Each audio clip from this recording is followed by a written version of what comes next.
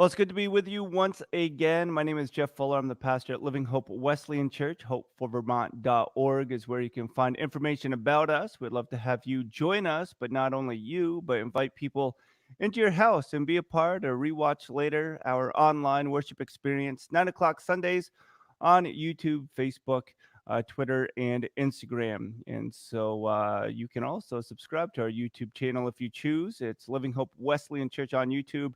There's a little logo icon on the bottom that you can just click on that and subscribe. But during this pandemic, I love catching up with old friends and I love helping make disciples and telling people stories that make our stories much better and transforming. And one of my good friends, mentors, and early um, coaches, I don't even know how to describe what you are, Scott, because you've done so much for me, but I thank you so much for joining. Scott Wood, making some time this morning. So, Scott, good to see you. Hey, thanks, Jeff. It's always good to connect for sure. I think it's been a while, so Well, it's been a while, and I remember when I had that radio show, you would come on and kind of be the NHL insider because being from Canada and being a hockey player, you certainly knew a lot more than I do or I did.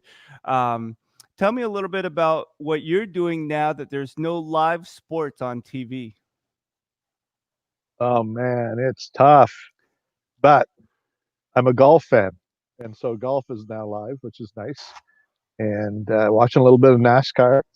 But I won't lie, I kind of miss being able to just tune into something, and you know, I don't know where baseball stands. I don't know if they're going to get going or not, but NBA seems to be closer, and NHL seems to be closer. But we'll see how it all shakes out. But for now, I'm enjoying PGA golf. Yeah. It's always good to watch something, I guess, to let down because I just want to bring up this slide here. You do so much personally with global. BoazGlobal.com. You say that site's really utilized, but can you just talk about the ministry that you're a part of with Boaz and where did you get that name, Boaz? Yeah, so we go back about 10 years, Jeff, and I was a youth pastor at that time, and I just had a lot of some of the a number of our youth were really struggling with uh, family situations, and God really began to speak to my heart about being a father to the fatherless. Really wasn't sure what it meant, and then through a prophetic word that was spoken over me from someone who didn't know me at all, to just prayerfully considering what to do with this. Uh, what would vision from God? I guess is how I would describe it. We launched into Boaz in 2011, and our whole purpose then and our sole purpose now is to really come alongside of families, especially youth and teenagers who are going through difficult challenges, whatever and wherever that comes from. And so, just as part of that, began to really see, you know, have conversations with God about what is it you want us to do, like what is it supposed to look like, and being flexible to move with the times, to move in different scenarios, and so God has led us down some interesting roads. I'll probably share about that I never expected to walk down with this ministry. But it's good, and God is growing it, and it's clear to me who's doing it. It is God that's doing it. I just get to be along for the ride and get to be, direct this organization, hopefully uh, in step with God. And the actual name Boaz comes from the book of Ruth, and Boaz is known as the kinsman redeemer. Basically, Boaz came alongside of a family situation that was broken and torn apart, and put it back, helped to put it back together. Didn't need to be involved, but chose to be involved, and that's kind of, I think, reflective of what our ministry is about. So, Scott, and I kind of know the answer, but if you could just share for those that watch or listen, um, you were a youth pastor and then you ventured out into Boaz Ministries. what was it about the local church that you felt you could not do in that role as a youth pastor? I'm not sure that I would describe it that way so much as I really sensed that God was wanting to do something that was a lot broader than what um, often in a local church you can do. And so, my experience had been that sort of the local church youth pastor setting, you were to focus on sort of the area where you live and do that. Whereas I really felt this vision from God was a lot broader than that, and it was to touch the nations and to be involved in making a difference on a global level. And but I think it was more. It was the vision that God gave me for it and the calling that was pretty specific for me of what it was supposed to look like. And I felt like um, the key for me was to be able to engage and involve many people from many different church backgrounds, that it wasn't tied to a denomination. It was a lot broader than that. And so I think that's how we ended up doing what we're doing. But I really felt it was a very clear direction from God that I would. That's pretty cool.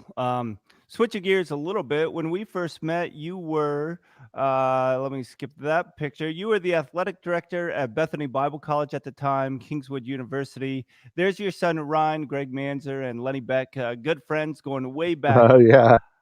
First story I want you to share is how did you come up with your son's name? Yeah, that's great. So my son was born in 1984, and 1980. I'm a huge Chicago Cubs fan, and of course the All-Star second baseman for the Cubs, and who won MVP in 1984 was Ryan Sandberg.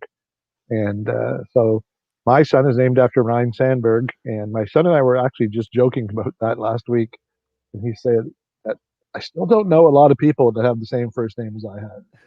I said, well, probably not unless they're baseball fans and they were, if they were Cubs fans. But it's a unique name for him, and I think he kind of likes having a unique name. And I understand that his name could have been different if somebody else would It have could have won been. the batting title or something. Could you just share what his name could That, have been? yeah, it was so funny because my wife is not really into sports like I am, and so I was joking with her, and I said, I think it's either we're going to go with Ryan from Ryan Sandberg or Manuel Tuiasosopo. that, that was our kind of joke about it, right? Because he was a football player. Clearly, was an MVP, but anyway, yeah. So we settled on Ryan, so it worked out all right. That definitely does. Could you just talk about how you've been able to use sports in such a fashion that I love? And I just remember being, a college kid playing a glorified men's league, but just loving it with you. But just understanding that if God could use a piece of leather filled with air, then I want to use something that I love just for his glory. But when did that really connect for you? Uh, it was probably just after I got to what is now Kingswood University, and I'd I'd been involved in sports all along, and I never really used it as a ministry. I did it for sports, right? And but as God began to just show me that I can use anything if you will let me use it, um, and so just began to say, okay, so how do you take a soccer ball, something as simple as that, or basketball, or a hockey puck? How can you use those basic things to reach out to people? And and it just began to take on a new excitement that you can do these things. You can build relationships very easily with sports. I mean, I think I knew that part, but I didn't really make the connection deeply to how you could use Christ in the middle of that to really impact people's lives. And so as we began to really venture out into using sports as ministry, not just sports, and I think it's like anything, Jeff. You can make anything as simple as you want it to be, or you can begin to ask God, how can you use it? And I just believe that He gives us um, talents. He gives us passions for different things.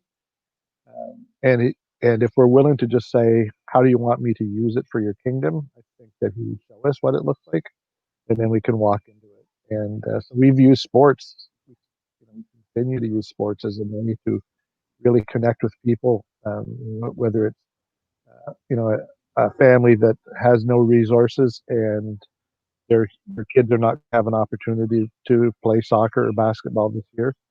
Uh, we can pay for their fees so they can be involved. It could be that um, a parent cannot travel to see their kids' games because of work or other things that are going on. We can go to their sports events. We can be an active person cheering for their child. Not really during COVID, um, but other times we can. And of course, you can always play it and use your testimony as you were playing, or if, like we did when we were in on mission trips. You can grab a mic and share your story, and you have an audience that's going to listen to you simply because they're there. And I think it's just being creative in anything, how you do it.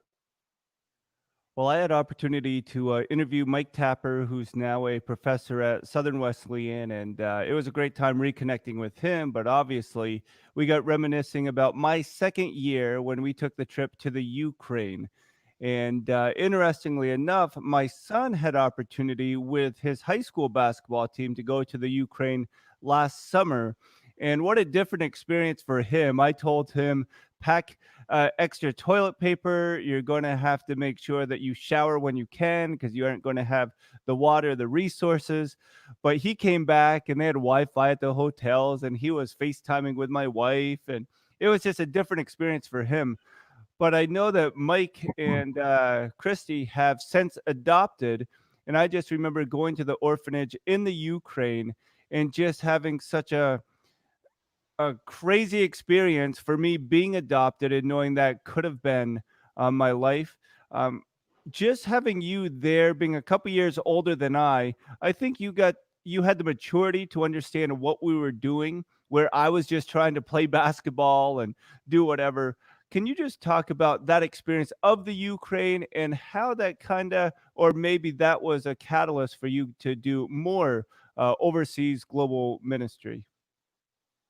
Yeah, I think that trip was for for all of us who were on that trip. I think it was a very defining moment in our lives, and for each of us for different reasons. But I think for me it was uh, on probably two different levels that stood out. One was I saw you guys that were younger guys that were on the basketball team or the hockey team, that you began to see that you could use what you were doing as a platform to reach people.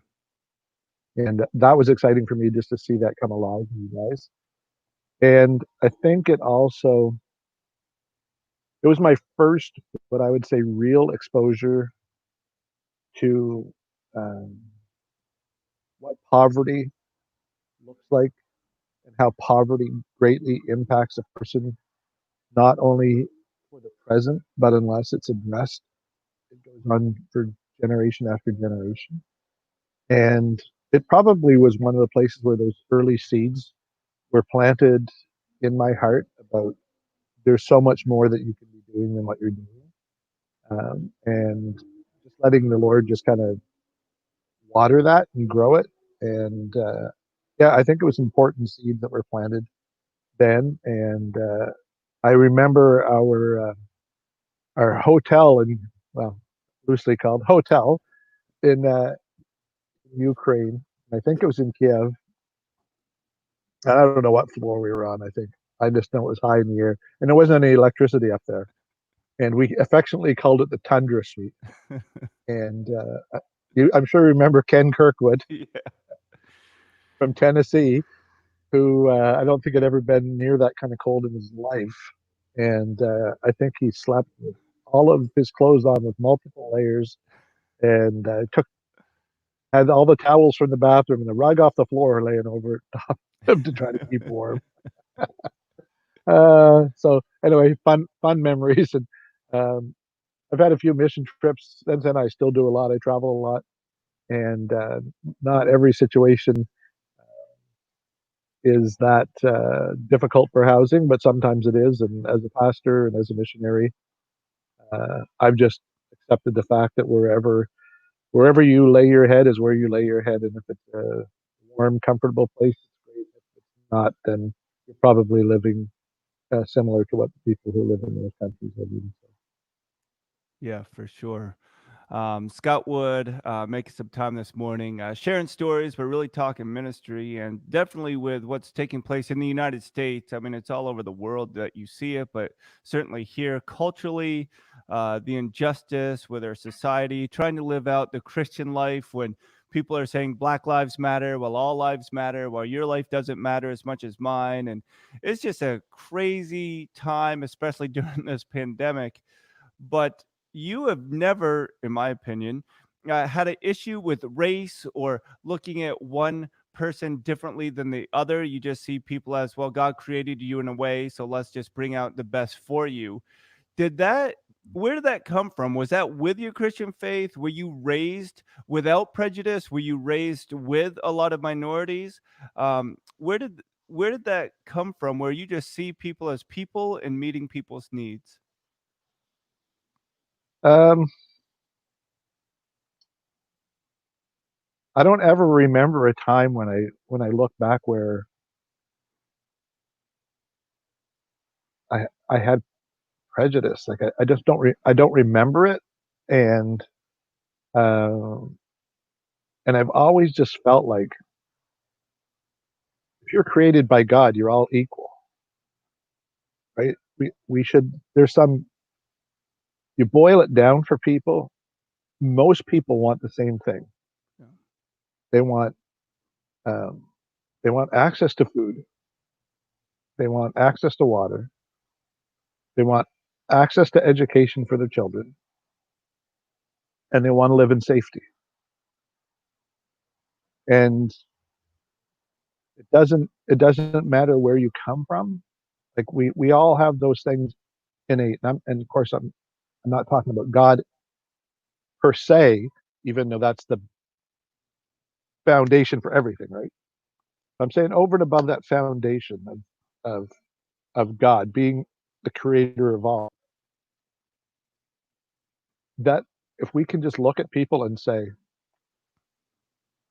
it doesn't matter to me the color of your skin, it doesn't matter to me where you've come from, it doesn't matter to me if you um, are from a hostile nation, it doesn't matter to me if you believe something different spiritually than I do. Those things don't matter to me when it comes to treating you with utmost respect and valuing you as a person, and standing up with you for the same rights that everyone should have. And in my opinion, there is no place in this world for prejudice, for racism. I think it's wrong. I think it's ugly. I think it's evil. And I think that if we can get to the place, and it has to happen within our hearts, is that do we really understand that God is the creator of all? Do we really get that? Or do we think that He's created a certain group of people, um, and He has favoritism towards a certain group of people? The reality is He doesn't. If He has favoritism towards anybody, it's towards the poor. Yeah. It's towards the one who are oppressed and beaten down, and injustice is brought on them. That's who His heart is for. You can read it all through Scripture. I was just reading in Galatians yesterday, and Paul and Peter were in this conflict, and they finally basically settled their disagreement. And Paul says, and the one thing that we both agreed on is that we had to take care of the poor. Hmm. And I look at it and go, if if the people that I'm serving, if the people that are different than me were being mistreated, and they were my family, I hope somebody would do something about Yeah. it. So, it's, g- And so I was going to ask, how has serving helped broaden that understanding, that worldview, that mindset that we are like Jesus, supposed to live like Jesus for the poor, but not just on the mission field, but in your own neighborhood. Do you think serving is one of the keywords for us to get past this mindset of trying to self protect? Oh, it is the answer, in my opinion. Hmm.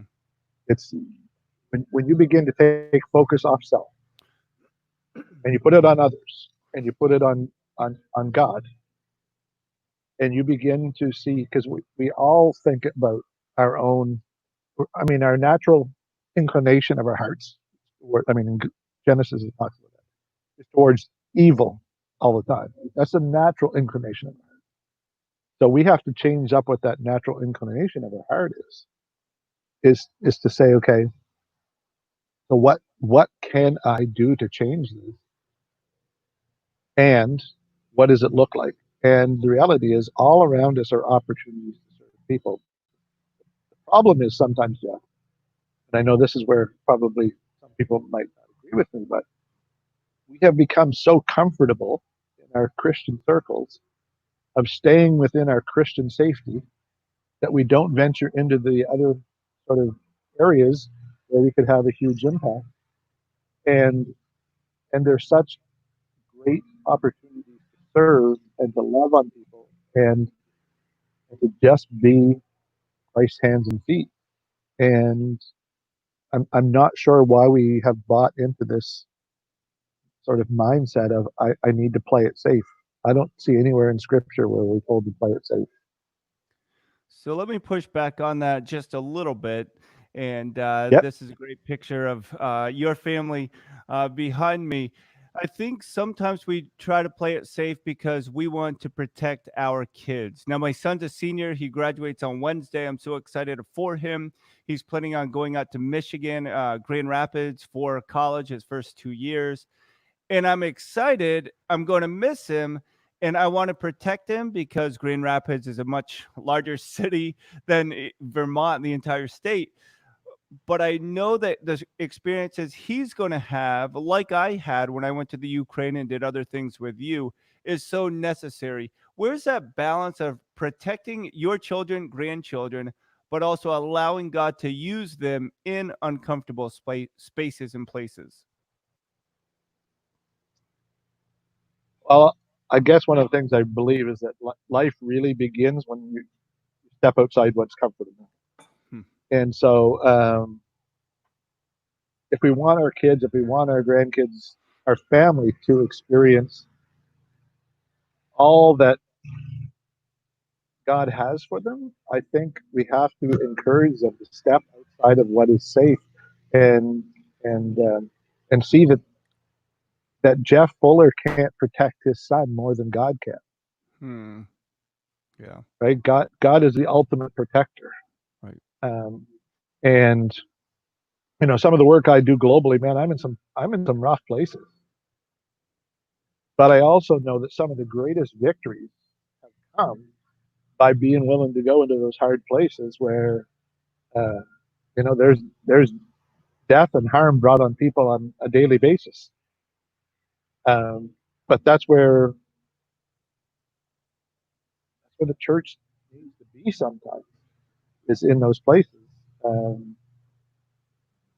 but I do think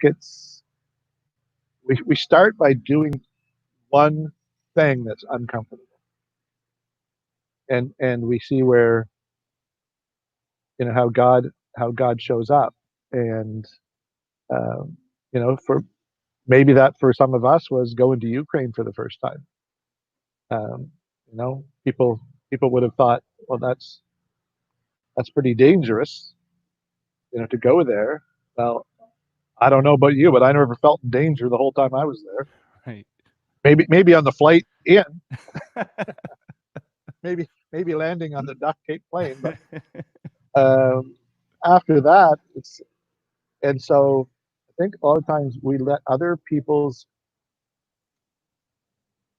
fears and limitations settle on us, and we forget that maybe God is asking us to do something that is beyond what other people's level of safety is. And I don't. I'm not talking about doing something stupid.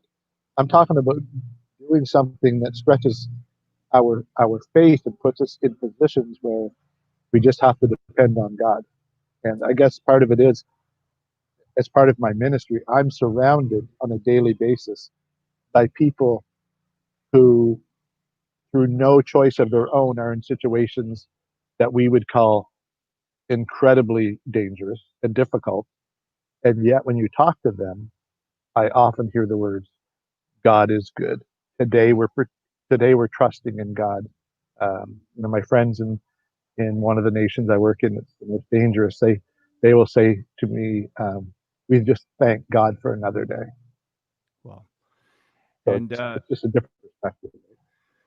you've been involved in anti-sex trafficking with rescuing um, kids just from being sex slaves, and I know that you are vehement against pornography, and I think all Christians should be. But you've been able to see the industry. I don't even know how to put it, but that type of ministry, instead of just talking about it like, oh, a sermon illustration, people will pay attention, it breaks your heart. Could you just share how you got involved and why you're so passionate about rescuing those that Jesus would rescue? Yeah, Jeff. If you want to talk, there's two things that will really um, touch my heart in a deep way. Um, and one of them is human trafficking. When you know, I mean, it's emotional for me to talk about it. It always is. When you know people that have been human trafficked, and you know that it could have been prevented, you can't walk away from it. That's the simplest thing, right? And so, in Dominican Republic, where we do work right now, we've rescued 9 girls, and the human traffickers have one thing in mind: it's money. That's it. They don't care about these girls. They don't care about what their situation that has caused them to be vulnerable is. They don't care about the STDs these girls can get. They don't care if this girl needs all these things happen to her. Um, any money that they would spend on these girls is simply an investment to make the product better. That's all they're doing. And when you see it face to face, when you've sat at a dinner table and you've interviewed and had a heart to heart chat with somebody who's been rescued out of it, when you sit at a table and you have a conversation with somebody who's still trapped in it and can't get out, and when you have a girl say to you who's had 2 babies because of the trafficking, and she says, "Thank God that both of them were boys because I would never want to have a girl and have her go through this." You have those conversations, and for me, it's like I'm going to fight with everything that I can to protect as many kids as we can who are placed in these situations simply because of an injustice that's happening in their lives that put them in this place. And so there is so much injustice in this world. There's so much, and I'm all for fighting for justice. Like, I fight for justice. Right? I care about justice, but there are many issues that we need to fight for, Hmm. not just one or two, but many. Um, and uh, human trafficking is the most, in my opinion, is the most vile and disgusting industry that there is. I have not seen anything worse than it. Um, they don't care how old these kids are. It's irrelevant to them. It's just money. And We need to fight in those spaces. We need to fight for these kids who have nobody to defend them and nobody who will step in the gap and say, we're going to provide you a safe place where you can begin to thrive and you can be fed and you can pursue your education. You can be everything that God created you to be. And there are no strings attached. You're not, this is not free to produce money for us simply because you were created by God. You have purpose. You have value. We see that. We stand with you. We love you. We care. And we if until you experience it face to face, Jeff, sometimes it's just a concept. You know, Right. if I click on a Facebook page that talks about it and I click like, then that means I must be fighting against it. No, it doesn't. It doesn't. It requires getting out of our comfort zone. It requires getting dirty. It requires having very difficult and hearing really hard things. But at the end of the day, it's so worth it to be able to stand and say, you know, for these 9 girls right now, and we hope to expand that way beyond 9. For these 9 girls right now, we know that none of them are having to serve some idiot to survive. And Scott, you shared with me before that it's not just these poor countries or third world countries or places that we think it happens. This happens in every country and probably every province and state in North America. How important is it that the church open our eyes and get our hands dirty? And specifically with Boaz, how can we support you in what you're doing? Well, Jeff, there's no question it's in every state and every province. There's no question that it is in my city. There's no question it is near where you are. And as challenging times come, when more people are um, economically challenged in families through things like COVID, um, the vulnerability goes up and the traffickers move in because that's what they do. They prey on vulnerability. They'll start to groom people online. They're looking. I mean, I always say there's the difference between us and what we do and what human traffickers do is we all we all can see the same things. We all can look at a situation and look at it and say, I think this person is vulnerable. The only difference between the two of us is it seems like the human traffickers care more, but Mm, not from the same perspective of caring, right. right? And I think that what we need to do is start having real conversations, the conversations we want to avoid, but just having those conversations and beginning to have conversations even with, with teens and talking about this kind of stuff and um, you know talking about Instagram and Snapchat and how people are preying on them without them even knowing. And um, you know, the, I talk to parents a lot, even locally, and I hear the same thing. Well, that's a hard topic to bring up with their kids. Well, yeah, but what are the options? Right. Right. Because somebody's going to have it with them, and I'd rather have it with them on the front end because it's a lot easier to do prevention than it is to try to get them out of it. And it doesn't even have to go to the level of trafficking. It can just be you know um, the manipulation that takes place, the sort of what I would call the extortion that takes place Right. when someone gets a picture of someone that says you need to do this or this. I'm going to send this picture all over the world on the internet, right? And it's like, okay, how do I get out of this? I'm 13 years old. I don't know what to do. Yeah. We need to have those conversations today, not 2 years from now. And I think that's part of how we begin to get involved on a local level, is because, and for human trafficking to exist, it takes basically three groups of people. You have to have the sort of the supply chain of people, which would be our vulnerable people that are brought into that. You have to have the people that are the traffickers that run it, and then you have to have the people that actually use the service, so to speak, right?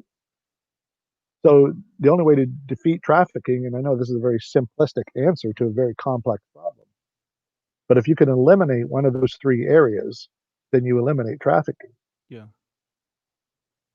And so, who do I have the best chance on those three areas to minister to? For me personally, it would be the supply chain. Hmm. And for others, it might be to have a ministry that is to the sort of the buyers. We have to have conversations about that too. But because of sort of our niche in our ministry, ours is intercepting the supply chain. That's where we focus our energy on. And I just go back to the necessities you talked about at the beginning about how everybody needs food, water, they want to feel safe. And I think that we could help, especially during this pandemic, with some of the students and people within our own communities, is letting them know that they don't have to be vulnerable, that the church can meet their needs. And maybe it is a shifting of resources from a local church to their community instead of new microphones or better lighting or whatever the case might be, just to let people know that the church is a safe place to gain the practical resources. That seems like turning a huge ship on a dime, which does not happen. But how important is it, especially now, in your opinion, for local churches, congregations to really strive to meet the needs of the community going through this pandemic? Within our congregation, we have a few people that have been affected where one spouse has lost their job or cut considerably. We do have a couple within our congregation where both spouses are without an income. Can you just talk about how churches need to reframe the Great Commission? Well, I guess, and that's a great question as well. So just a couple of thoughts are this. Number one, if and I'm a pastor in a church, and so I get this. Okay, if I were to come to most pastors and ask them who is in your church, most pastors are going to be able to tell you. The question I don't think is the right question to ask. I think the question to ask is who is not in your church, Yeah. like who is not here, who in our community is not here, who in our community is not touched by the church, so to speak, and then begin to say, okay, so how do we meet practical needs in our community to build relationship? And again, we spend so much of our time and our energy on the people that are in our church, and we spend very little time or energy on the people that aren't in our church. And yet, if we're kingdom minded, we have to do both. I'm not saying neglect the people who are in the church. That's not what I'm saying at all. I'm saying that you Right. have to make sure that the people who aren't in your church are being impacted by what you're doing. And I do know this, that I'm sitting outside and I just have this beautiful bird that's about to go into my bird feeder. So sorry, I'm distracted. But anyway, it's pretty cool. Um, in all the work I do locally and internationally, the common denominator that creates vulnerability. Now, this that is a common denominator. It's not an exclusive thing. But the thing that makes most people vulnerable to many things that I deal with is lack of food, because Mm. how it impacts you is very deeply. Last year, um, I felt led by God to do a 40-day fast of living off $1 a day, Wow. 40 days for food. And I thought I would understand what it felt like to feel hungry. And what I actually discovered was a whole lot of other things. Because people began to also tell me their stories. People struggle with not having enough food. And I'm not talking people internationally, I'm talking people in my own city who struggle with it. And the things they talked about were how it leads to um, depression, anxiety, domestic violence. Their children are more vulnerable. The pain that's caused by it, and I began to experience those things. By day 37, Jeff, my anxiety was so bad that I thought I was going to need to check myself into the hospital. Hmm. And it had come on, and I knew in 3 days I would be done this fast. And yet, the people who struggle with this kind of stuff, day in and day out, there's no end to it for them. They cannot see the end of it, and it destroys families when we don't have enough food. And it also creates that vulnerability. And a friend of mine just did a 12-part series on Right Now Media. It's called 12 Neighbors. His name is Marcel Run. He traveled around the world shooting um, film, and it's a really well done, high end product. And Marcel he interviewed a gentleman as part of this. I'm not sure if it actually made it on the air or not, but this person grew up in a really tough area, and his family was poor, and he didn't have proper footwear. And some people that did not have his best interest in mind, who pretended to, came to him and said, "Would you really like to have some new shoes? Because if you'd like to do that, we can take care of you." And what kid is not going to want to have some nice shoes? So he accepted it, but he had to do what they asked him to do, which was to run extortion. He did it. He comes back to give him his new shoes. He feels good. He goes to school the next day. He has self-esteem. He has some self-worth. And it ends up leading him to a life of pain and misery, all going back to this one day. And he said, "I think if someone from a church had come to me and given me those same shoes, my life would have turned out." Wow. And I think of that all the time. And I think of who better to actually meet these needs and step into these places than the church, because someone will step into that place. They just will. In my opinion, it has to be the church. Yeah. It has to be us, because and that's what I see in the work that I do when our kids are being recruited by the traffickers, when our youth are being recruited by some of the most violent groups in the world. It goes back to the vulnerability created by lack of food. Hmm. And so that's why God gave me this vision. Not why God gave me the vision. God gave me the vision 3 years ago to start feeding a lot of our kids. And so we took a step of faith to provide it for 100,000 meals for kids in 2018. God provided. Wow. In 2019, we were able to provide 100,000 meals for kids. And we went into this year. Our plan was to do 100,000 meals, and COVID hit.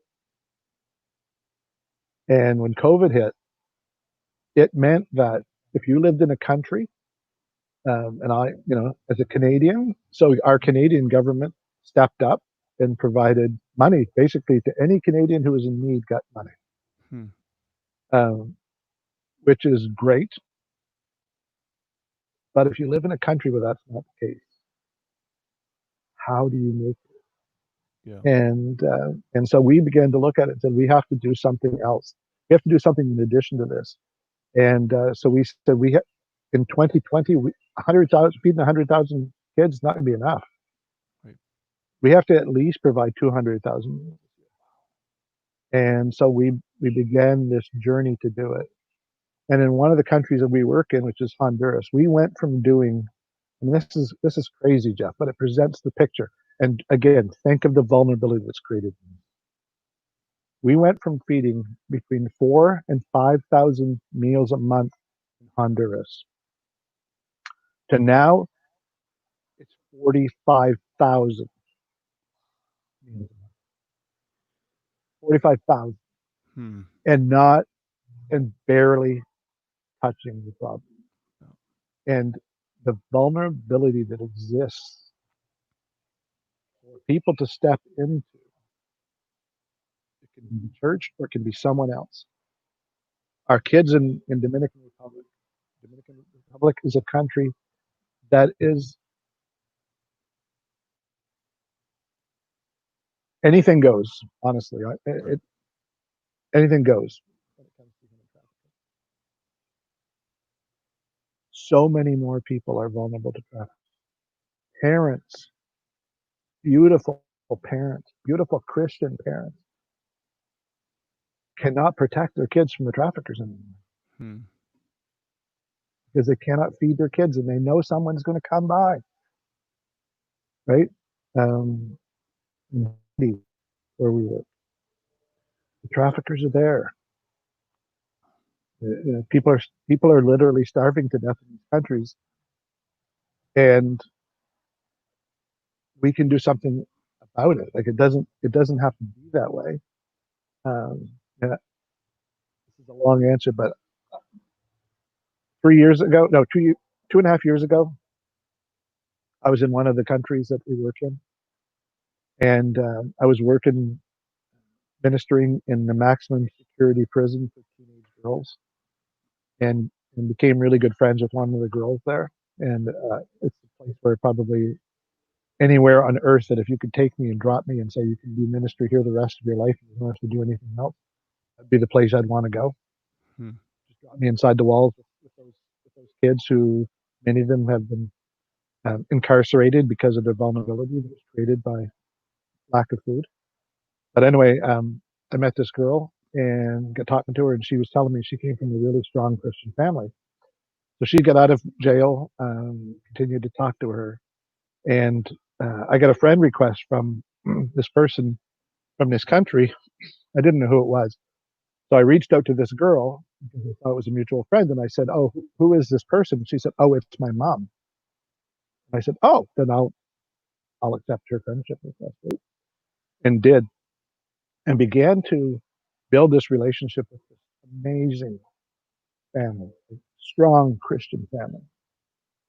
And in their situation, in their country, um, they have not had any work for 3 months. They can only leave their house one day every 14 days because of COVID. So they can't work. And there's no food coming in. And they have their kids to feed. And it's like, okay, so what are we going to do about it? Because you're a Christian, right? You have a Christian family. I'm a Christian. I have a Christian family. But even if they weren't, in this case, they are. But what are we going to do if I really believe, going back to what we first started to talk about, is that we're all created equal? We all have, in the eye of God, we are the same. These are my brothers and sisters that are struggling. What am I going to do? Am I just going to say to them, I'll pray for you? I can do Yeah. that. But praying for them is not going to pay their bills. It's Right. not going to keep their electricity on. It's not going to keep them evicted from their house, which will happen. And it doesn't provide food at the table for them. And on top of all that, if we don't do something, there are 6 people in their family that are kids that are going to be vulnerable. And the next generation is going to be destroyed too. Well, And Scott, thank. my wife and I, yeah, I was just going to go ahead and finish. Your wife and you. yeah. So one of the things that we did, Jeff, was we just said, listen, we got to do something. So we found something in our house that was junk sitting around, and we sold it, and we sent the money to them. And it was just a small amount of money. And the response, Jeff, was immediate from this mom. And she said, "What you have just done has changed my life, our kids' lives." I'm Well, thinking, I just sold something that I had laying in the house. Like, well, so that's what everybody can do something. That's what I'm trying to say. And that's what I was going to share, how we can pray for you, but we can also send checks or gifts financially to you because you know the people that are in need. And I am so grateful that you came on to share. And I'm going to share this with our leadership team and just say, how can we as Living Hope Wesleyan Church in Waterbury Center, Vermont, make an impact through Boaz Ministries that has their hands in Honduras, the Dominican, these places where we may never go, or maybe we get to go on a missions trip with you someday, but just allowing people to join you in what God's doing in and through your ministry. And Scott, it's always good. I was talking with a black friend, African American friend, the other day, and he said, Jeff, we have to have uncomfortable conversations. And you and I could talk sports and laugh and talk memories and have a great time. And there's a place for that. But I really believe that during this COVID time, in this time in history, I think God is calling us to have conversations that challenge our own security and is asking us to give and help and assist others. So, Scott, um, I'm proud of you. I mean, I just love you, and I'm just so grateful that you would take that step out to lead Boaz Ministries for a decade and beyond, but also find out ways where we can partner with what God's doing in and through your life. But Scott, thank you so much for always leading, whether it's on that Ukraine trip or being the athletic director or coaching. You've always led well, and I just want to tell you publicly, just thank you because that's really meant a ton for me. And yeah, just thank you so much. No But problem, Jeff. And I want to say this to you before I go. What I want you to do, what I want your church to do, is I want you to find 2 or 3 families in your community that are vulnerable, and I want you guys to reach out to them. okay. That's what I want you to do. Scott, would you be so kind just to close us in prayer? Mm-hmm. So, Lord, thank you for this day. We thank you for your goodness. I thank you, God, that it's clear what your heart is in Scripture, that you have no place. You do not accept injustice being brought to your children. And Lord, we live in a difficult and challenging world right now where there is a lot of injustice, but there's also a lot of good that's taking place. And God, would you give us courage to step into those places, courage to have the right conversations, and to be able to just trust you for big things, for great things from you. And Lord, I pray today a blessing over Jeff, over his church, over his community. God, that you would make this body of believers, this place where DNA is being created in the church, Lord, may they be effective, ridiculously effective for your kingdom in and around their neighborhood. And may they see things in a brand new way that maybe they haven't seen before. But I thank you that you are going to equip them, lead them, guide them, provide for them, and raise up something powerful within them. And we will give you all the praise and glory for what you're going to do in Jesus' name. Amen. Scott, thank you so much. Thanks again. Yeah, my pleasure, Jeff. And again, that's Scott Wood. You can find more information at boazglobal.com. Instagram is Boaz Global, and Scotty Wood is Chapwood on Instagram and Twitter. We love you guys. Thank you so much for being there, and let us find ways where we can be the hands and feet of Jesus. Show us love in practical ways, and more than a slogan, but be beggars, sharing bread with other beggars. All right, we'll talk to you guys soon. Thanks so much. Hope to see you on Sunday and meet together in homes and just watch or rewatch what God is doing in and through you and this ministry. Thanks all.